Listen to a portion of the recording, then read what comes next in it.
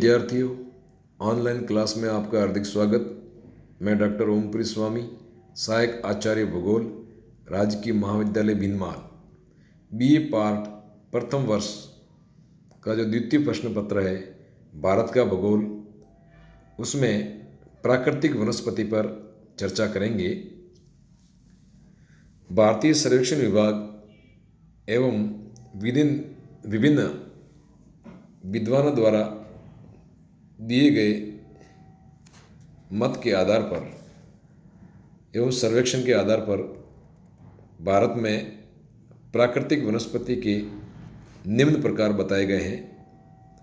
पहला प्रकार है उष्णकटिबंधीय सदाबहार वन। इसमें उष्णकटिबंधीय आर्द्र एवं अर्ध सदाबहार वनस्पति वर्गों को सम्मिलित किया जाता है। ये वनस्पति 200 सेंटीमीटर से अधिक वर्षा वाले क्षेत्रों में मिलती है, जहाँ सघन ऊंचे वृक्षों के साथ लंबी लताएं मिलती हैं। उष्णकटिबंधीय आर्द्र सदाबहार वन विशेषकर असम, मेघालय, त्रिपुरा, मणिपुर, नागालैंड, पश्चिमी घाट तथा अंडमान निकोबार द्वीप समूह में पाई जाती हैं।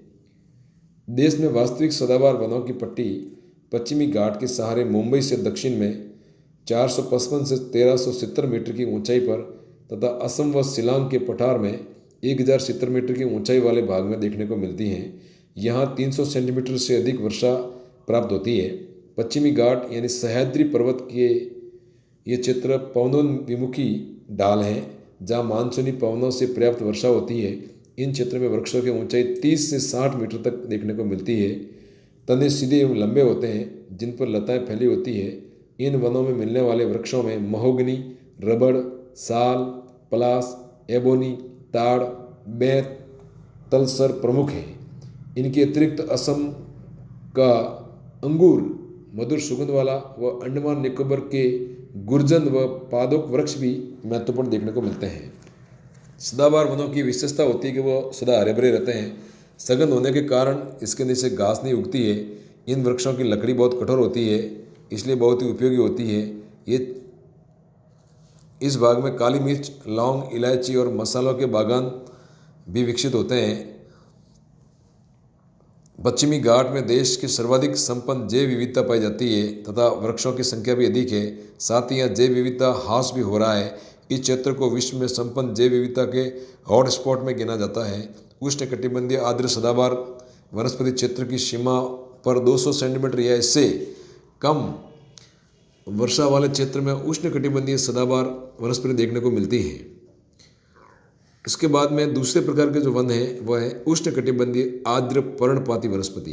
भारत में ये वनस्पति उन क्षेत्रों में मिलती है जहाँ 100 से 200 सेंटीमीटर वर्षा होती है। इन्हें मानसूनी वन भी कहते हैं। ये वन सामान्यतः सघनता वाले होते हैं, जिनकी ऊंचाई भी अधिक नहीं है तथा वृक्ष वर्ष में एक बार ग्रीष्म ऋतु में पूर्व पत्तियाँ गिरा देते हैं, जिस कारण इन्हें पतझड़ पर्णपाती वन भी कहते हैं। ये वन आर्थिक दृष्टि से काफ़ी महत्वपूर्ण होते हैं। इनमें चंदन, शीशम, साल, सागौन, महुआ, आंवला, जामुन व खैर के वृक्ष प्रमुख हैं। वृक्षों के बीच बीच में खुले स्थान पर घास फूस भी देखने को मिलती हैं। इस प्रकार के वन भारत में सह्याद्री पर्वत पर पूर्वी पठारी भाग में, उत्तरी पूर्वी भारत में देखने को मिलते हैं।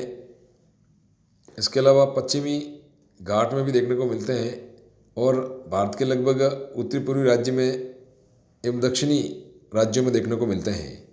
तीसरे प्रकार के वन है उष्णकटिबंधीय शुष्क पर्णपाती वनस्पति। इस प्रकार की वनस्पति तमिलनाडु, कर्नाटक, तेलंगाना, आंध्र प्रदेश, दक्षिणी पश्चिमी उत्तर प्रदेश, पूर्वी राजस्थान, दक्षिणी पंजाब, हरियाणा, महाराष्ट्र, छत्तीसगढ़, मध्य प्रदेश, बिहार, झारखंड आदि राज्यों में उन क्षेत्रों में देखने को मिलती है जहाँ वार्षिक वर्षा 50 से 100 सेंटीमीटर होती है। इन वनस्पति में वृक्ष न तो अधिक सघन होते हैं और न ही अधिक ऊंचे होते हैं। केवल नदी घाटियों में ही सघन वन देखने को मिलते हैं। ये वृक्ष शुष्क ऋतु के पूर्व वर्ष में एक बार पत्तियां गिरा देते हैं। शुष्कता से बचने के लिए इनकी शाल मोटी होती है। इन वन क्षेत्रों में आर्द्र सीमांत क्षेत्र में आर्द्र पर्णपाती तथा शुष्क सीमांत क्षेत्र में कांटेदार वनस्पतियां देखने को मिलती हैं। इन वनों में मिलने वाले वृक्षों में शीशम, सागौन, आम, बबूल, कीकर, नीम, पलास, तेंदू, खैर, बेर, पीपल, महुआ व हल्दू आदि प्रमुख वृक्ष हैं। तमिलनाडु के कोरोमंडल तट पर अधिक तापमान रहने तथा पर्याप्त आर्द्रता रहने के कारण कुछ भागों में शुष्क सदाबहार वनस्पति भी देखने को मिलती हैं। सागर तटीय प्रभाव के कारण नमी बनी रहती है यहाँ कुजिरिना बॉस व नारियल देखने को मिलते हैं। इन वनस्पति वर्ग को स्पेट महोदय ने प्रत्यक्ष रूप से उष्णकटिबंधीय शुष्क सदाबहार वन के नाम से भी जाना गया है। अगला भारत में चौथा प्रकार की जो वनस्पति या वन मिलते हैं, उष्णकटिबंधीय कांटेदार वनस्पति। इस प्रकार की वनस्पति उन स्थानों पर मिलती है जहाँ वार्षिक वर्षा 50 सेंटीमीटर से कम देखने को मिलती है। इस प्रकार के वृक्षों में नागफनी, बबूल, खेजड़ी, कत्था, थौर, खजूर, केर व घासें प्रमुख हैं। ये सभी वृक्ष 20 से 30 फीट तक ऊंचाई वाले होते हैं। भारत में इस प्रकार की वनस्पति उत्तरी पश्चिमी भारत यानी राजस्थान व अरावली पर्वत के पश्चिमी भाग में देखने को मिलती है। प्रायद्वीपीय पठारी भाग व पश्चिमी घाट में देखने को मिलती है। इसे मरुस्थलीय एवं अर्ध मरुस्थलीय वनस्पति भी कहते हैं। इसका विस्तार पंजाब एवं गुजरात राज्य में भी फैला हुआ है। इसके अलावा राजस्थान के पश्चिमी भाग में इस प्रकार के वन देखने को मिलते हैं। इन वनों की जो झाड़ियाँ हैं वो कांटेदार होती हैं। इसके बाद जो भारत में वनस्पति या वृक्ष प्राकृतिक वनस्पति पाई जाती है, शीतोष्ण कटिबंधीय वन। भारत में शीतोष्ण वनस्पति 3 वर्गों में विभाजित है। प्रथम है आर्द्र शीतोष्ण वनस्पति जो पर्वतीय भागों में मिलती है। ये सदाबहार वनस्पति है। हिमालय में लगभग 3000 मीटर की ऊंचाई पर देखने को मिलती है। मैग्नोलिया, एल्म, यूकेलिप्टस, लारेल इनके प्रमुख वृक्ष हैं। इसके अतिरिक्त नीलगिरी, अनामलाई, शिवराय आदि पहाड़ी भागों में भी इस प्रकार के वन देखने को मिलते हैं, जिसको शोला वन भी कहते हैं। दूसरे वर्ग में सामान्य शीतोष्ण कटिबंधीय वनस्पति आती है व तृतीय वर्ग में शुष्क शीतोष्ण कटिबंधीय वनस्पति आती है जो पर्वतीय भागों में देखने को मिलती हैं। इस प्रकार के वनों में मैपुल, चीड़, देवदार, ब्लू पाइन, पॉपलर, एल्ब, स्प्रूट, फर आदि जो वनस्पतियाँ हैं वह देखने को मिलती हैं। इसके अलावा भारत में अल्पाइन या पर्वतीय वन देखने को मिलते हैं। पर्वतीय वनों को 2 भागों में बांटा गया है, दक्षिणी पर्वतीय वनस्पति और हिमालय वनस्पति।